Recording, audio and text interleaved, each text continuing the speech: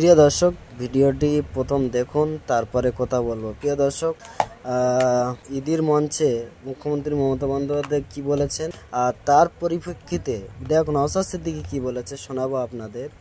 তার আগে কিছু কথা বলবো আপনাদের সাথে। প্রিয় দর্শক, আপনাদের মূল্যবান মতামত অবশ্যই কমেন্টের মাধ্যমে জানাবেন এই বিষয় নিয়ে। সামনে 26 इलेक्शन। जिंदगी देश के लिए कुर्बानी है, साथ साथ में हर रिलीजियन के लिए, हर कास्ट के लिए, हर किड के लिए, हर कम्युनिटी के लिए, हर परिवार के लिए हमारा जिंदगी आपके लिए।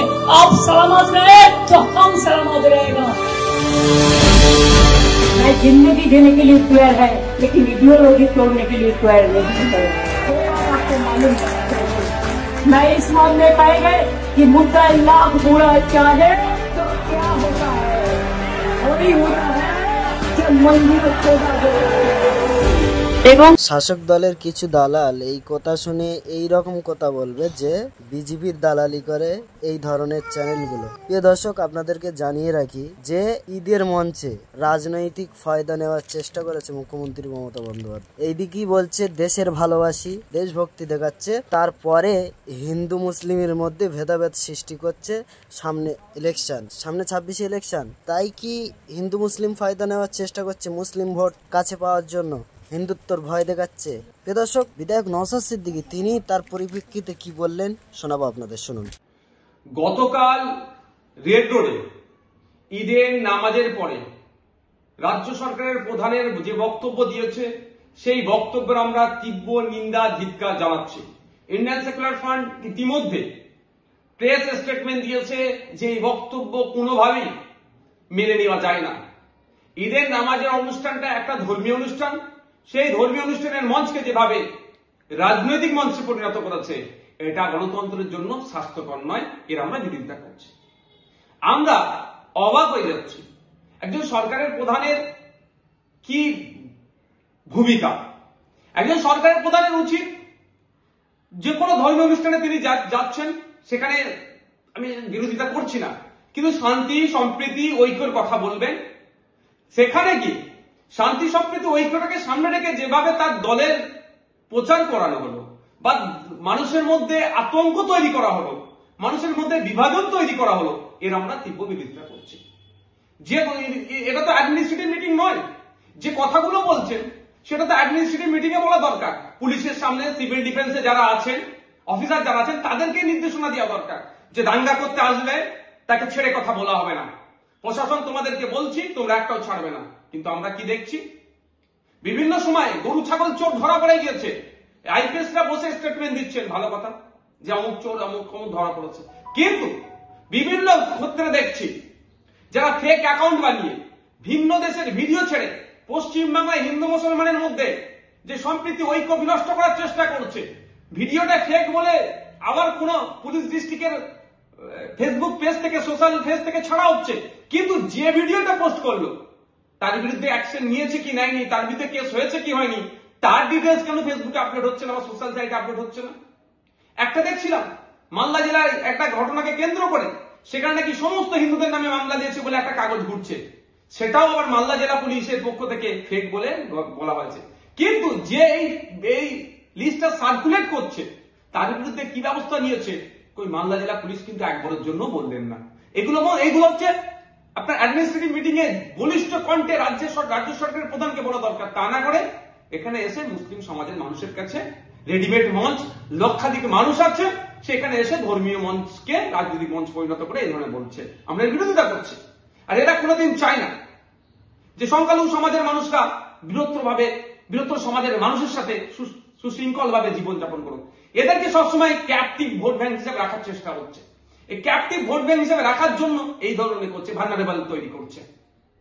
বৃহত্তর স্বার্থে এদেরকে ব্যবহার করা হচ্ছে না, এদেরকে শুধু ক্ষুদ্র স্বার্থে ভোট ব্যাংক হিসেবে, আবার ক্যাপটিভ ভোট ব্যাংক হিসেবে এদেরকে রেখা দেওয়ার চেষ্টা হচ্ছে। গতকালকে যে বক্তব্য দিয়েছে, এই বক্তব্য দ্বারাই সামাজিক ভাবে দুটো সম্প্রদায়ের মধ্যে বিশাল বিচ্ছেদ আমার মনে হয় তৈরি করার অপচেষ্টা চললো। হিন্দু সমাজ মুসলিম সমাজের মানুষের মধ্যে একটা দূরত্ব তৈরি করার অপচেষ্টা হলো। কেন এই ধরনের বক্তব্য হবে? আমি অনুরোধ করবো হিন্দু মুসলিম নির্বিশেষে বাংলার মানুষের কাছে, সম্প্রীতি প্রেমী মানুষের কাছে, ঐক্যে বিশ্বাসী মানুষের কাছে, কোন তথাকথিত নেতাদের কথাবার্তাতে না সম্প্রীতির কথা বিশ্বাস করবেন, না এদের বিভাজনের কথা তো বিশ্বাস করবেন না আপনারা।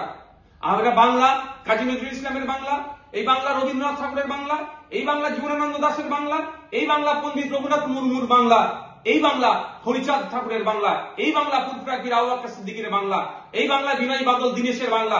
এই বাংলাকে আমরা যে সম্প্রীতি ঐক্যের সাথে আমরা বসবাস করছি তাদের দেখানো পথে আমরা এগিয়ে যাচ্ছি।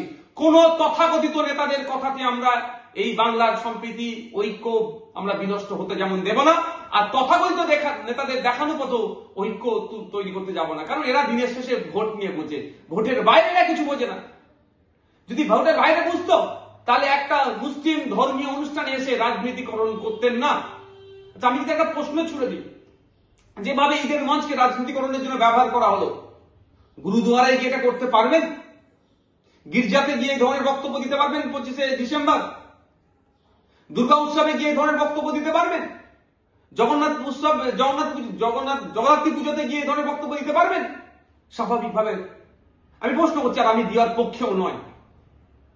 শুধুমাত্র দিনের শেষে পলিটিক্যাল টুল হিসাবে সংখ্যালঘু মাইনরিটিদেরকে ব্যবহার করা হচ্ছে, আর সংখ্যাগুরুদের কাছে সামাজিকভাবে মাইনরিটিদেরকে একটা মাইনরিটিদের বিরুদ্ধে একটা অস্পৃশ্যতা তৈরি করার নেগেটিভ তৈরি করা হচ্ছে, মাইনরিটিদেরকে ঠেলে দেওয়ার একটা অপচেষ্টা চলছে, দূরে ঠেলে দেওয়ার অপচেষ্টা চলছে। আর যারা ওই দিনকে অর্থাৎ গতকালকে পেছনে দাঁড়িয়ে তালি বাজাচ্ছিলেন তাদের কাছে আমার একটা প্রশ্ন, কোন মঞ্চে দাঁড়িয়ে আছেন সেই মঞ্চের গুরুত্ব বুঝুন, সেই মঞ্চের আহমিয়াত বুঝুন। মনে হলো তালি বাজিয়ে দিলেন একটা বক্তব্য, এগুলো বন্ধ হওয়া দরকার। সর্বোপরি খিলাফত কমিটির উদ্দেশ্যে আমার বার্তা যে আপনারা বুঝে শুনে মঞ্চে কাদের তুলবেন, কিভাবে তুলবেন সেটা অবশ্যই খেলাফত কমিটির এখতিয়ারের মধ্যে পড়ছে। খেলাফত কমিটি কিন্তু পশ্চিমবাংলার মুসলমানের বাইরে নয়, পশ্চিমবাংলার মুসলমানের আবেগ জড়িয়ে আছে খেলাফত কমিটির সাথে। সুতরাং খেলাফত কমিটি যেন মুসলমানদের আবেগের বাইরে না কোনো কাজ করে ফেলে। আগামী দিনে মঞ্চে কে উঠবে না উঠবে অবশ্যই ডিসাইড করবে খেলাফত কমিটি, কিন্তু বক্তব্য ধর্মীয় অনুষ্ঠানে এসে কি বক্তব্য হবে সেটাও কিন্তু খেলাফত কমিটিকে যারা বক্তব্য দেন তাদেরকে একবার যেন নক করে দেয়। কারণ গ্রহণযোগ্যতা যেটা আছে সেটা নষ্ট করে।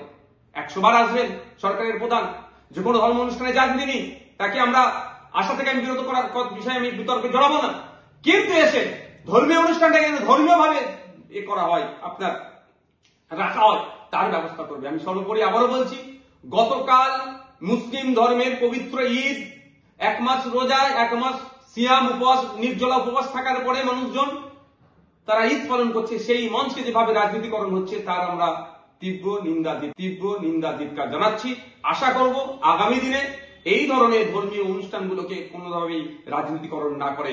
বিজেপিকে তো